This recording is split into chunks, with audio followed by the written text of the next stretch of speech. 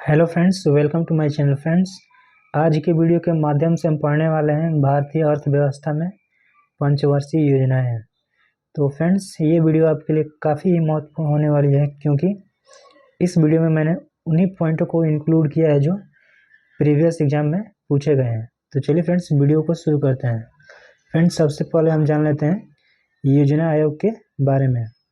Friends, योजना आयोग का गठन हुआ था 15 मार्च 1950 में। किसके सुझाव पे? तो केसी नियोगी समिति के सुझाव पे। आगे देखते हैं, राष्ट्रीय विकास परिषद यानी एनडीसी, इसका गठन हुआ था 6 अगस्त 1952 में। इसका कार्य होता है पंचवर्षीय योजनाओं को अंतिम मंजूरी देना। आगे देखते हैं, नीति आयोग, इसका गठन हुआ था 1 जनवरी 2015 को। आगे देखते हैं, पहली पंचवर्षीय योजना, इसका समय था 1 अप्रैल 1951 से 31 मार्च 1956 तक। इस पंचवर्षीय योजना का लक्ष्य था 2.1%, प्राप्ति हुई 3.6%। इस पंचवर्षीय योजना का मॉडल था हेराल्ड-डोमर मॉडल। इस पंचवर्षीय योजना का मुख्य उद्देश्य था कृषि एवं सिंचाई पर सर्वोच्च प्राथमिकता देना। इसी पंचवर्षीय योजना में बहुउद्देशीय परियोजनाएं जैसे भाखड़ा नांगल, दामोदर घाटी और हीराकुंड बांध परियोजनाएं स्थापित किए गए। इन्हीं परियोजनाओं को जवाहरलाल नेहरू ने भारत का मंदिर कहा था, तो इसे भी याद रखिएगा।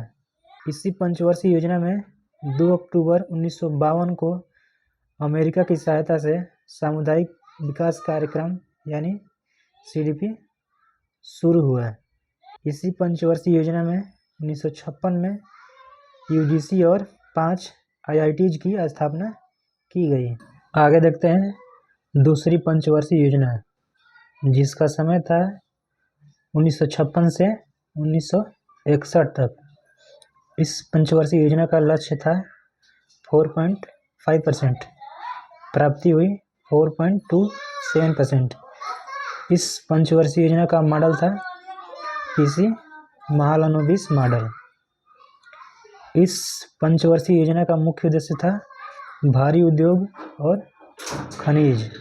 इसी पंचवर्षीय योजना में 3 प्रमुख लौह इस्पात कारखाने जैसे भिलाई रूस की सहायता से, राउरकेला जर्मनी की सहायता से और दुर्गापुर ब्रिटेन की सहायता से स्थापित किए गए हैं। इसी पंचवर्षीय योजना में 1957 में बलवंत राय मेहता समिति का गठन किया गया, जो कि त्रिस्तरीय पंचायती राज व्यवस्था पर आधारित थी। इसी पंचवर्षीय योजना में 2 अक्टूबर 1959 को राजस्थान के नौगौर में पंचायती राज का उद्घाटन किया गया। आगे देखते हैं तीसरी पंचवर्षीय योजना, इसका समय था 1961 से 1966 तक। इस पंचवर्षीय योजना का मॉडल था सुखमय चक्रवर्ती या गाडगिल मॉडल।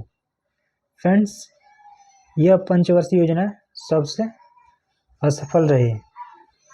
इस पंचवर्षीय योजना के विफलता के कारण थे 1962 का भारत चीन युद्ध, 1965 का भारत पाक युद्ध और 1965-66 का सूखा।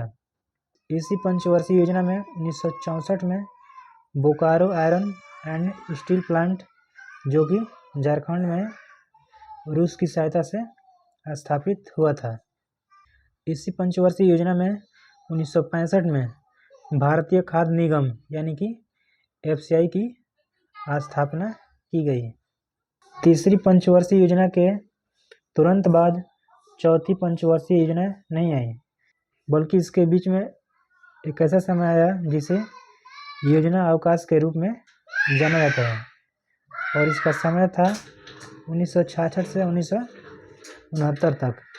फ्रेंड्स, इसी योजना अवकाश में हरित क्रांति का आरंभ हुआ, जिसका समय था 1966 से 67 तक। जिसके जनक के रूप में MS स्वामीनाथन जाने जाते हैं, वो भी भारत में है। 1969 में लीड बैंक योजना शुरू हुई नारीमन समिति द्वारा। आगे देखते हैं चौथी पंचवर्षीय योजना, जिसका समय था 1969 से 1974 तक। फ्रेंड्स, इस पंचवर्षीय योजना का मुख्य उद्देश्य था स्थिरता के साथ आर्थिक विकास और आत्मनिर्भरता। इसी पंचवर्षीय योजना में 19 जुलाई 1969 को 14 बड़े वाणिज्यिक बैंकों का राष्ट्रीयकरण किया गया। इसी पंचवर्षीय योजना में 1970 में ऑपरेशन फ्लड यानी श्वेत क्रांति डॉक्टर वर्गीज कुरियन द्वारा शुरू किया गया। 1974 में भारत का पहला भूमिगत परमाणु परीक्षण किया गया, जिसका नाम था इस्माइली बुद्ध। आगे देखते हैं पांचवी पंचवर्षीय योजना। इसका समय था 1974 से 1978 तक। पांचवी पंचवर्षीय योजना का मुख्य उद्देश्य था गरीबी उन्मूलन यानी गरीबी हटाओ। यह योजना समय से पहले 4 साल में ही समाप्त हो गई। इसके द्वारा तो मोरारजी देसाई सरकार द्वारा कब 1978 में। इस पंचवर्षीय योजना में 2 अक्टूबर 1975 को क्षेत्रीय ग्रामीण बैंक यानी RRB की स्थापना हुई। पांचवी पंचवर्षीय योजना के बाद तुरंत छठी पंचवर्षीय योजना नहीं आई, बल्कि इसके बीच में एक ऐसा समय आया जिसे अनवरत योजना के नाम से जाना जाता है, जिसका समय था 1978 से 1980 तक। अनवरत योजना गुन्नार मिडल की अवधारणा DT लड़कवाला द्वारा लागू किया गया और शुरू किया गया था जनता पार्टी सरकार द्वारा। आगे देखते हैं छठी पंचवर्षीय योजना।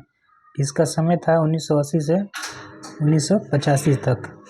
इस पंचवर्षीय योजना का मुख्य उद्देश्य था गरीबी उन्मूलन और रोजगार सृजन।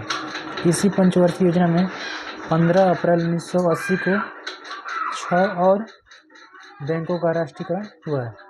इसी पंचवर्षीय योजना के दौरान 12 जुलाई 1982 को शिवरमन समिति की सिफारिश पर नाबार्ड की स्थापना की गई और इसी पंचवर्षीय योजना के दौरान 1982 में एग्जिम बैंक की स्थापना भी की गई। आगे देखते हैं सातवीं पंचवर्षीय योजना। इसका समय था 1985 से 1990 तक।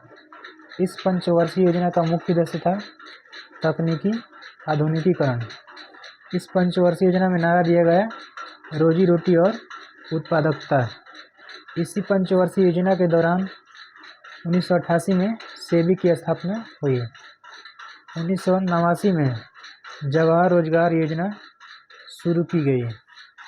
सातवीं पंचवर्षीय योजना के तुरंत बाद आठवीं पंचवर्षीय योजना नहीं आई, बल्कि इसके बीच में एक ऐसा समय आया जिसे द्वितीय योजना अवकाश के रूप में जाना जाता है और इसका समय था 1990 से 1992 तक और इसका कारण था भयंकर विदेशी मुद्रा भंडार संकट। 1991 में LPG यानी उदारीकरण, निजीकरण और वैश्वीकरण नीति लागू हुआ और इसी योजना अवकाश के दौरान ही 1991 में नई आर्थिक नीति लागू की गई। आगे देखते हैं आठवीं पंचवर्षीय योजना। इसका समय था 1992 से 1997 तक। इस पंचवर्षीय योजना का मुख्य उद्देश्य था मानव संसाधन का विकास और इसका मॉडल था राव मनमोहन। 1992-93 में 73वां पंचायती राज और 74वां नगरपालिका संविधान संशोधन लागू हुआ। 15 अगस्त 1995 को मिड डे मील योजना शुरू हुआ। आगे देख लेते हैं 9वीं एवं 10वीं पंचवर्षीय योजना। सबसे पहले हम 9वीं के बारे में जान लेते हैं। नौवीं पंचवर्षीय योजना का समय था 1997 से 2002 तक। नौवीं पंचवर्षीय योजना के दौरान ही 1998 में पोखरण में दूसरा परमाणु परीक्षण हुआ है और इसी के दौरान 2000 में प्रधानमंत्री ग्राम सड़क योजना शुरू की गई है। अब हम देख लेते हैं 10वीं पंचवर्षीय योजना। इसका समय था 2002 से 2007 तक। इसी पंचवर्षीय योजना के दौरान 2005 में नरेगा यानी राष्ट्रीय ग्रामीण रोजगार गारंटी अधिनियम पारित हुआ। आगे देख लेते हैं 11वीं एवं 12वीं पंचवर्षीय योजना। सबसे पहले हम देख लेते हैं 11वीं पंचवर्षीय योजना। इसका समय था 2007 से 2012 तक। इसी पंचवर्षीय योजना में सबसे अधिक विकास दर प्राप्त की गई जो कि 8% थी। इसी पंचवर्षीय योजना के दौरान RTE एक्ट 2009 शिक्षा का अधिकार 1 अप्रैल 2010 से लागू हुआ था। अब हम देख लेते हैं 12वीं पंचवर्षीय योजना। इसका समय था 2012 से 2017। यह अंतिम पंचवर्षीय योजना थी और इसका उद्देश्य था तीव्र, अधिक समावेशी और सतत विकास। फ्रेंड्स, अगर आपको वीडियो पसंद आई हो तो प्लीज़ इस वीडियो को लाइक कर दें और अपने दोस्तों के साथ भी शेयर कर दें ताकि उनका भी हेल्प हो जाए।